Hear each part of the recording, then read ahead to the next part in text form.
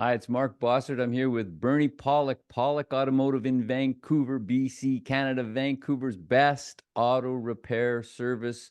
25 times voted best auto repair in Vancouver is voted by their customers. And we're talking cars. How you doing, Bernie? Doing well. So today's victim, and this is quite the story, the 2009 Mazda CX7. What was going on with this vehicle? So this vehicle came to us towed in from a dealership that did not want to fix this car. A Mazda dealer did not want to fix their own vehicle. It had died on the customer, and they determined the computer was bad. It had actually burnt up. The computer actually burnt up inside. We'll get to pictures really fast because it's interesting. They got another used computer, put it in, that burnt up. And I believe they tried two computers and then decided that they didn't want to do anything more. Good news for the customer. Asked the owner, what do they charge you? He goes, they actually didn't do anything. They didn't charge me anything. They let it go. So I thought that was pretty honorable of them. I guess they just decided to give up early on the project. But anyways, I'm just going to show a picture of what we were up against because it was pretty interesting. There's the car fixed and done. So it's the end story. We'll just get looking at pictures of the computer. So there's the circuit board of the computer with the cover removed. You can see a very black burnt area here. And even to the point where there's actually one of the pins on this computer is actually burnt the connection off the board. And a closer view of that right there kind of reveals a lot of parts missing. It got very hot. This is, again, this pin here completely gone, burnt off. So that was what we were up against.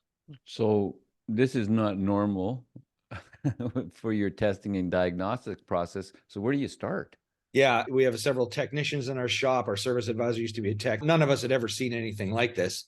And I mean, obviously there was something that caused it to burn up. And the fact that, Mazda tried a couple computers, I thought, okay, we need to be a bit cautious here and figure out what caused it. So what's very common on Mazdas, of these models, similar models is ignition coil problems. They'll cause computer failures.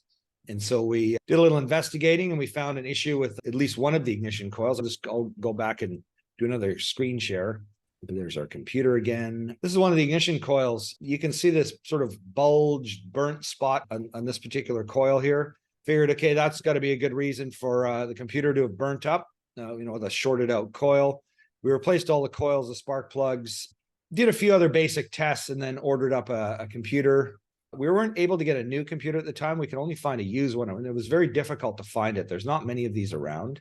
So we acquired it through the US. We're in Canada, so it makes a bit more of a pain to get a computer, but we were able to get a refurbished computer, ordered that in, put it in, and it actually fried that computer too. So when you say it fried the computer, like how is this happening? How quickly is it? Yeah, within like 30 seconds of running. And it's a bit of a procedure because the security system is programmed to the vehicle. It won't start. So once we had the security system programmed, we got it done, we started it up, and it ran for about 30 seconds. And then there was some smoke came out and burnt up. And we go, okay, obviously it wasn't the coils. It's a much more serious issue. So ordered up another computer at our own expense at this point, because I don't want to charge people for stuff that we haven't done.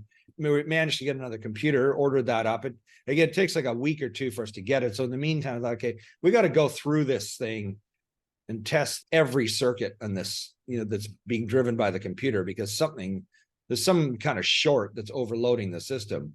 So that's what we proceeded to do. We tested everything in the vehicle. And the only issue we found that where circuit was out of range was there's an electric EGR valve, and it had been replaced with an aftermarket part. In one of the circuits, there's 4 circuits. One of them had excessively low resistance, which can cause way too much current flow. And that actually happened to correspond with the pin that was burnt off. So I thought, okay, I think we're onto it here.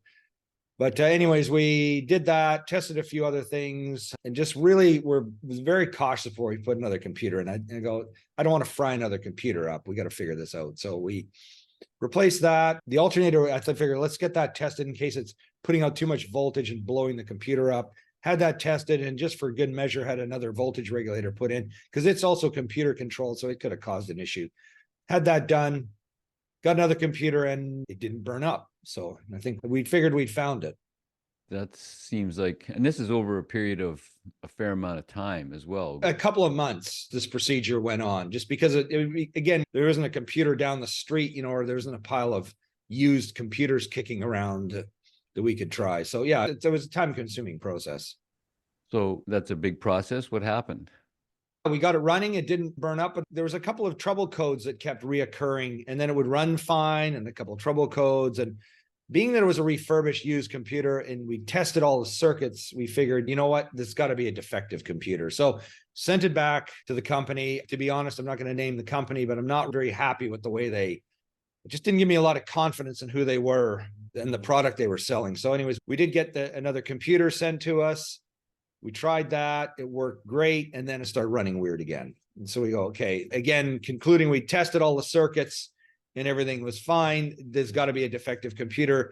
I started making some other inquiries, and lo and behold, actually Mazda was now selling these computers. They were actually available brand new. Talked to the owner, said, hey, it's going to be a lot more money. He said, do it. So the owner was on board to get the car fixed. He liked it, liked the vehicle. So we got a new computer and put that in.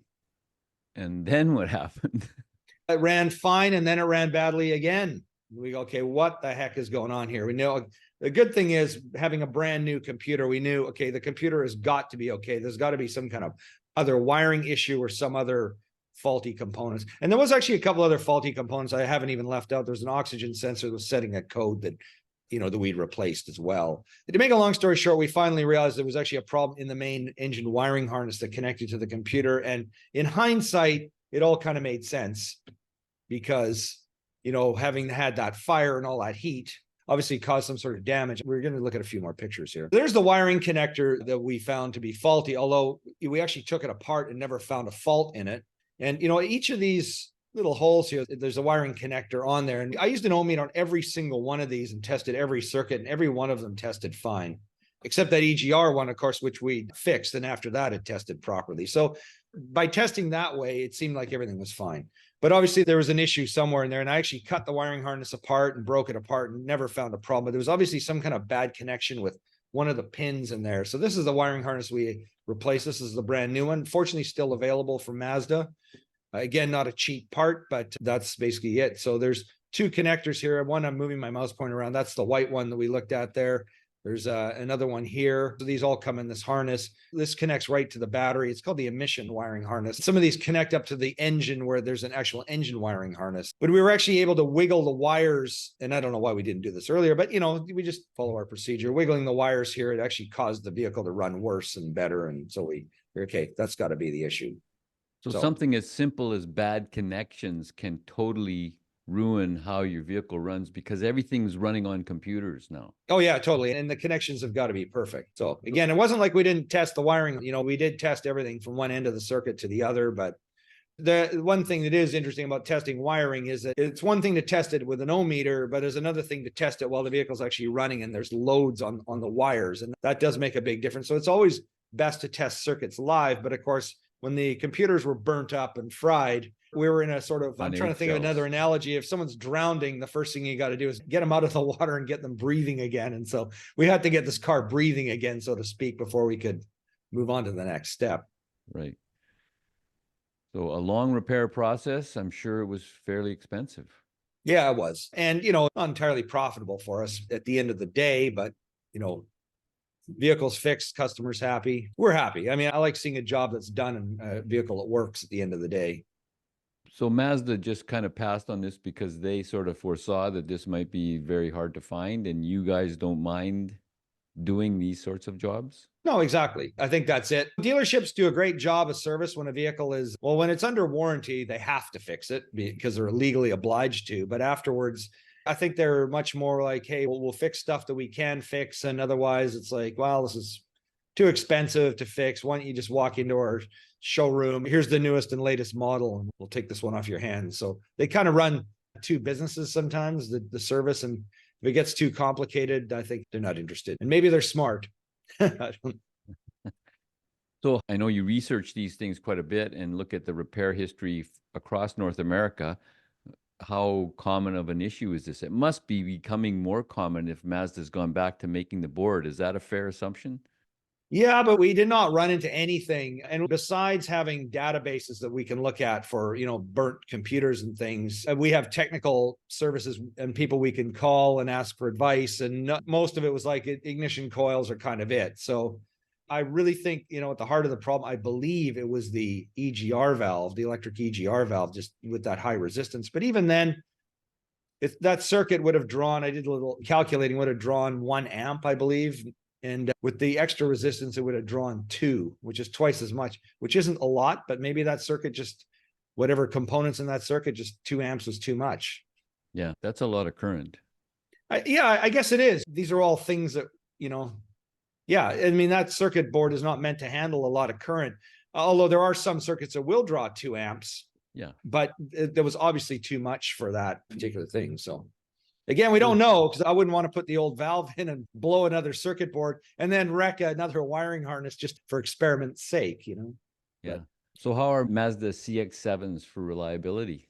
well, they're generally pretty good cars. And I think, with these, I think we've done other podcasts on the CX9 with computer problems. So I think some of these Mazda's computers are definitely a problem. They're weak when it comes to like ignition coil or component failures.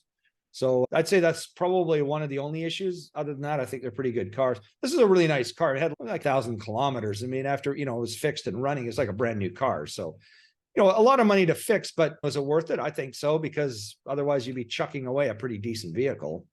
If you've got a hard issue, the guys to see in Vancouver are Pawlik Automotive. You can reach them on the website, pawlikautomotive.com. You can book right there, or you can call them at 604-327-7112.